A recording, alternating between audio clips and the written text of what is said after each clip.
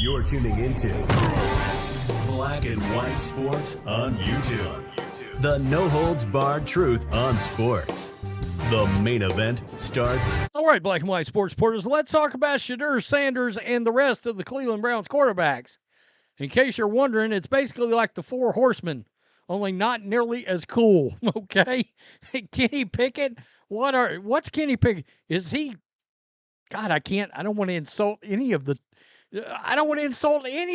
Four Horsemen. I can't even go there. I can't even draw a line between Kenny Pickett and a member of the Four Horsemen. For crying out, Joe Flacco, I guess, would be the closest thing we got to Ric Flair. Now, please, nobody in the comments say Shedeur and Ric Flair just because they both wear gold. Stop it. Don't go there, all right? One of them's got a Super Bowl ring. The other one, dropped to the 5th round of the draft. So, Kevin Stefanski, and there's a lot come out of this little interview today, actually. But he's talking about Shedeur's work ethic and how this is going down. Shedeur's a great kid. By the way, before we even get to that, I do have Ice Cube speculating on why some teams did not take Shedeur Sanders. And it is something that was heard prior to the draft. It was things that was out there about Deion Sanders. And if whatever coach Shedeur was playing for wasn't working out, his father was literally a head coach at a Division I college. You draw the lines. We'll look at it in a minute. Shedeur's a great kid, and whether it's a following that he's earned, I mean, that's something that he's done a great job of interacting with fans. And but he is a great kid. You guys will get to know him more. He's working like crazy, just like all the guys. He's another young man. These rookies, you know, my office is downstairs. As they got to walk by my office as they come in. They come in early. And Shedeur, just like all those guys, he's in there early. He's getting his work done. So he's working really hard. I like everything there is about Shedeur. Well, you can guarantee one thing. If he's not working hard, if he's not coming in early, that's going to get out. All right? And it better be true because Stefanski done went out there and made it public now. So, yeah, that's going to be something.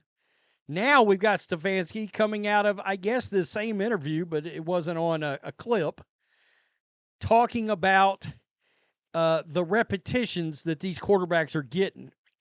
Stefanski said on ESPN Cleveland that he's told Gabriel, Sanders, Flacco, and Pickett, quote, don't pay attention to where you are in line.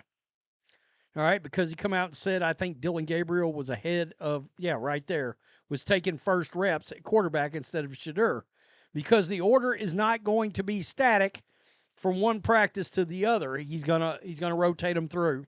I got you. Stefanski also said that the 4 quarterbacks shouldn't expect equal time in drills because their reps are going to be determined by what the team thinks each player needs and what they want to see from the players.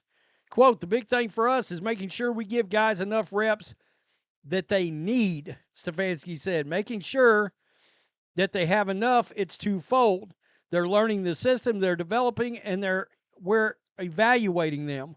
We're finding out about them. It's not going to be everybody gets 25% of the reps. That's not how it's going to be. That's not how it was ever going to be. We want to give everybody enough reps where we can learn more about them and prepare them to get ready to play. OTAs start next Tuesday. So, by the way, a side note to that, that's also a colorful way of saying Joe Flacco's been in my system.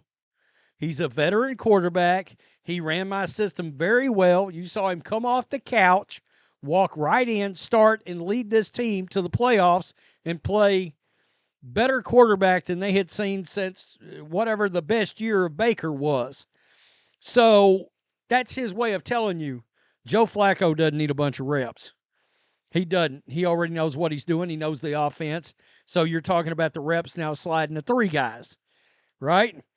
And we'll have to see how that's divvied up.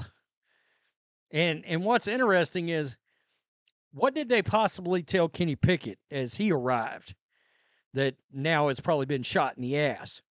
So here we go, right here. All right. Leading up to the draft, Colorado quarterback Shedeur Sanders was linked to a number of NFL teams, but going back to December, no team was connected to Shedeur more than the Raiders. The Sanders family has strong ties to minority owner Tom Brady. Many believe Deion wanted his son to play for Brady and the Raiders. Ultimately, Brady and company chose to repeatedly pass on Shedeur in the draft. Raiders superfan Ice Cube, that's right, we all know Ice Cube, right? Owns the Big Three, NWA, solo career, actor, offered his opinion on why it played out the way it did this week on the Skip Bayless show. Quote, "It did bother me. I wanted him, but I understand," Ice Cube said.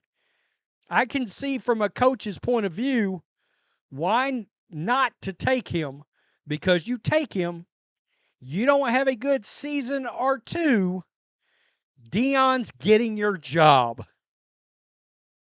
Deion Sanders is getting your job." I think a lot of coaches were like, nah, I don't want to draft my replacement. That's look, it was out there. I brought it up on this channel I don't know how many times prior to the draft. If you take him and it doesn't work out, then you know what's going to happen. That's why when he started slipping, I was like, is Dallas going to take him because of Jerry Jones and Deion Sanders? Because we know that almost happened this last offseason. I think that might have been the biggest reason why he slipped.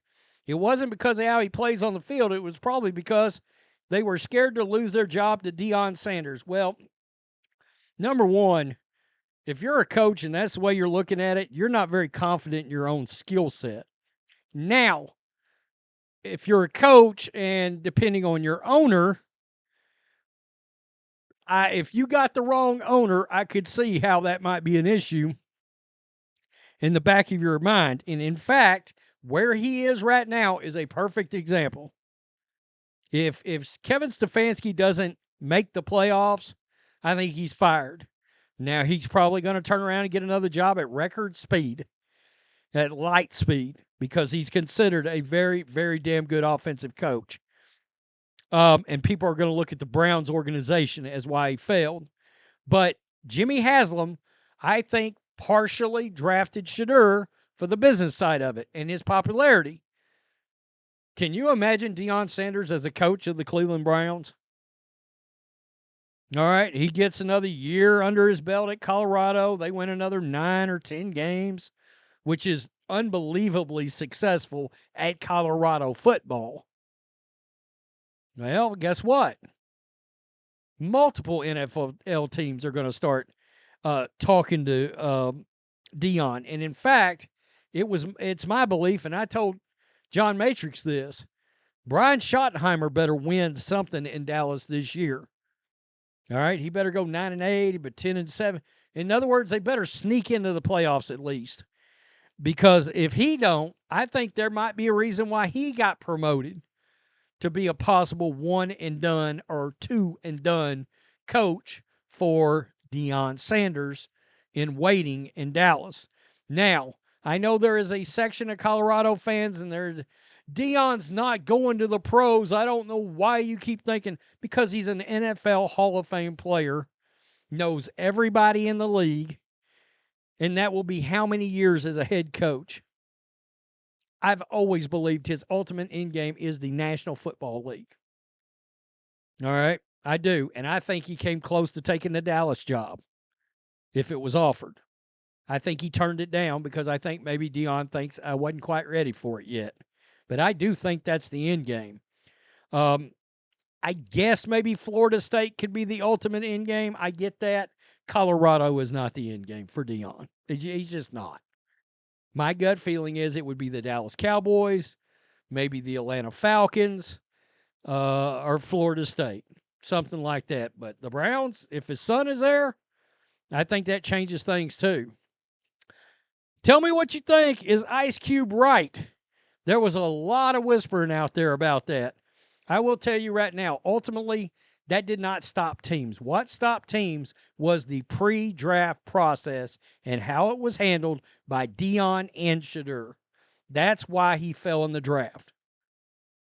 I mean, I think they're already finding out in camp he's got something to him that probably should have warranted something higher than a 5th-round pick.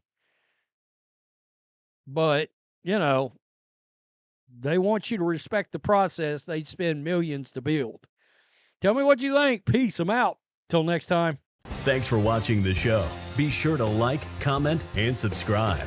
Be sure to tune in next time on Black and White Sports.